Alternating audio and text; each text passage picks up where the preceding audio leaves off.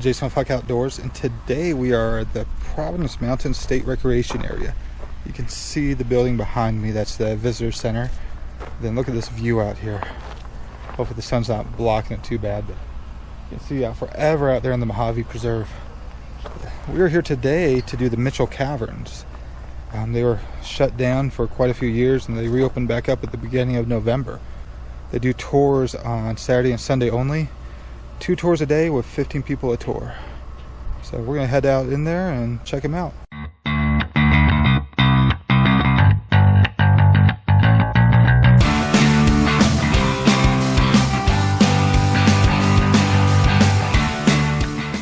So they've got these maps here showing what's behind there. So over to the left is Fountain Peak, which is right there, 6,991 feet. And Edgar Peak is right over here at 7,171 feet. Actually, I think it's the one behind, actually. There it is. Yeah, behind the flagpole is Edgar Peak.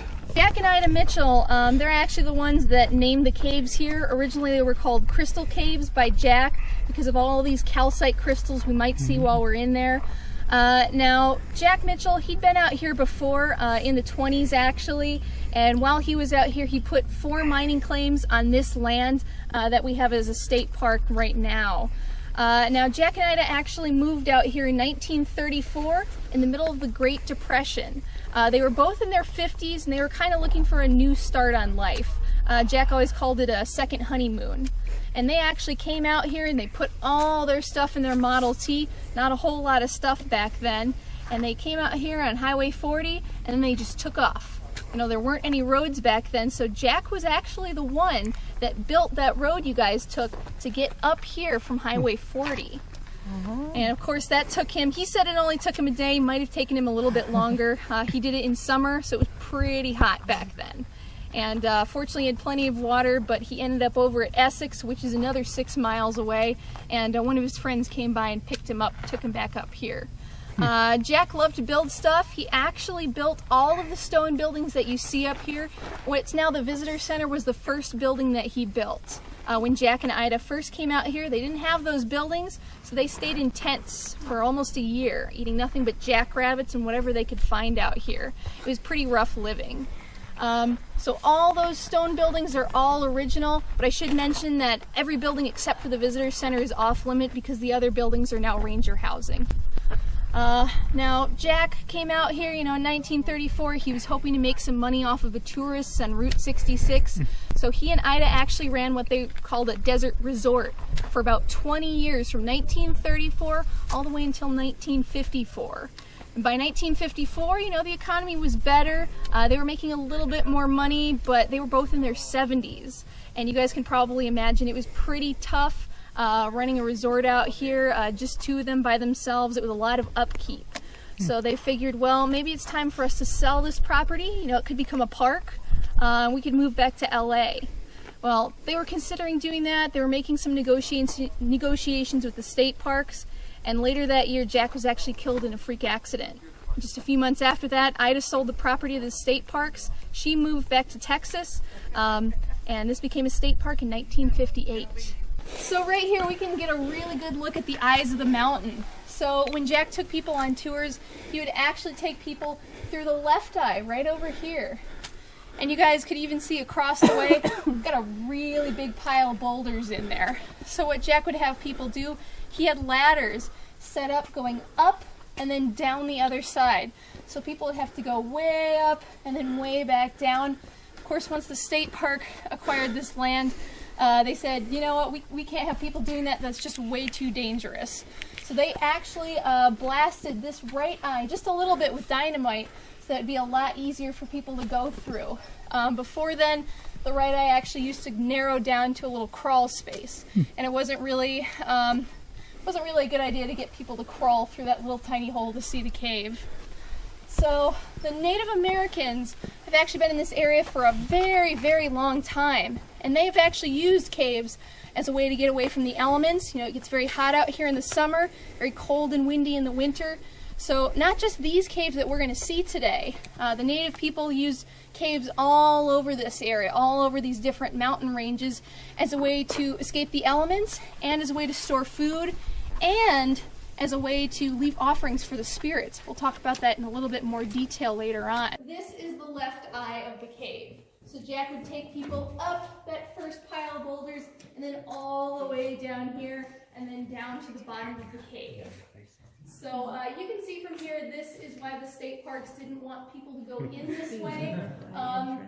Most of these boulders are probably pretty stable. They've been there for a long time, but I still wouldn't trust them. I don't know about any of you guys.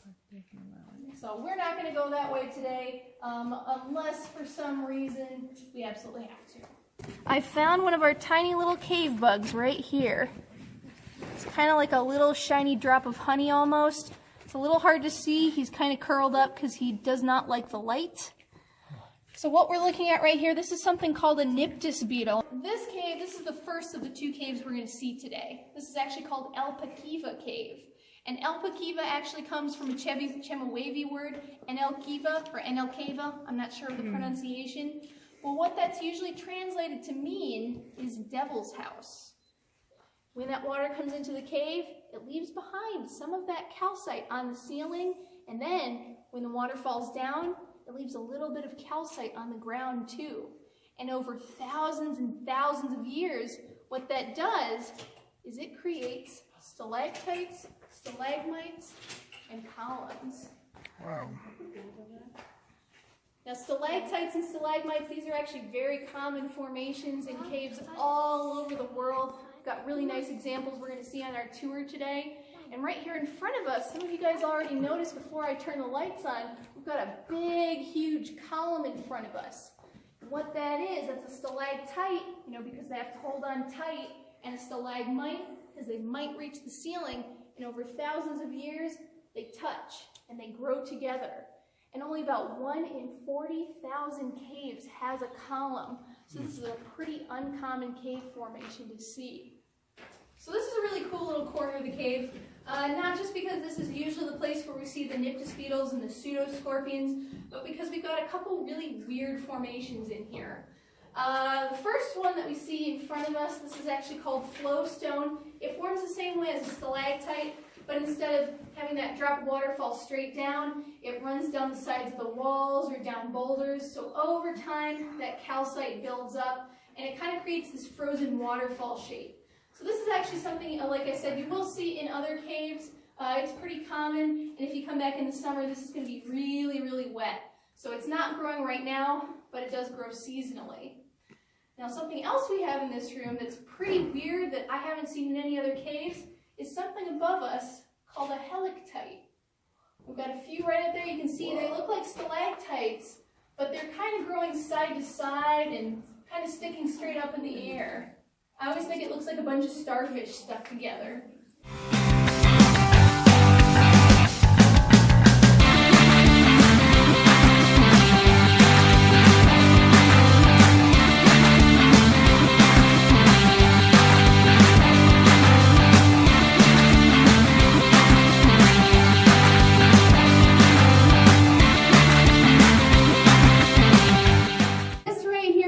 Once upon a time, the end of Jack Mitchell's tours.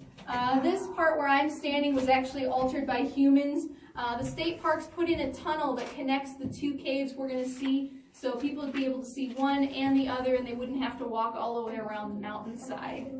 So what Jack would do right here is he would take people right up to the edge of this pit, and he used to lead people around with road flares. And he would tell people that this hole went all the way to the center of the earth. They didn't have electricity in the cave back then, so he would take that road flare and throw it in, and it would disappear into the darkness. Now what he was actually doing, he would actually take the burning agent from those road flares and throw that road flare in so it would go out really, really fast.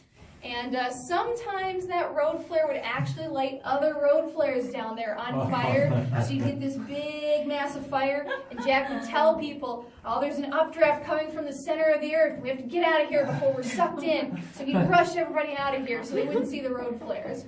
Of course, nobody believed him, but it made for a great story, and a lot of people really remember that about his tours. Like I said, Jack loved to tell stories, and this was probably one of his favorite ones.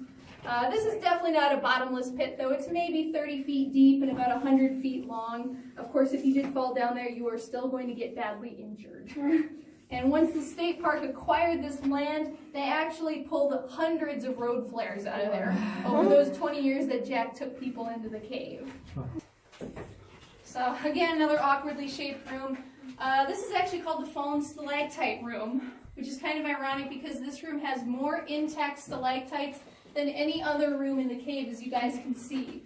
So these are all pretty much intact. A few of them are broken, but some really nice examples up here and down the hallway. So the reason it's called the Fallen Stalagtite Room is because of this stalactite right here to my right. This is only part of it. It weighs about 15 tons is what they estimate it to be. And this was actually shaken loose by an earthquake around 30,000 years ago or so. So fortunately, we don't have to worry about anything like this coming down on us today. Now, I told you guys not to touch anything while we're in the cave. This room is the one exception. Some of you guys were talking about that before we even got to the cave. So because this stalactite is kind of in the way, we actually have to step over part of it. And you guys can put your hand out to either side to make sure that you don't fall and lose your balance. This right here, this is the second big room we've got on our tour today. This is actually Tecopa Cave, the second of two caves. And Jack Mitchell actually named it for Chief Tecopa, who is a Shoshone chief.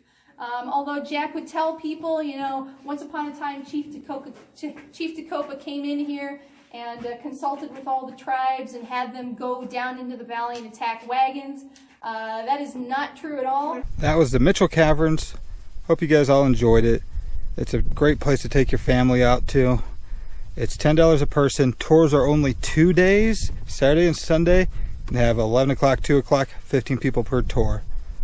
So if you get a chance, come on out. It's been closed for 7 years now, but now it's open. So if you do like the video though, hit like, comment below. If you're not a subscriber, subscribe. Until next time, we'll see you on the next adventure.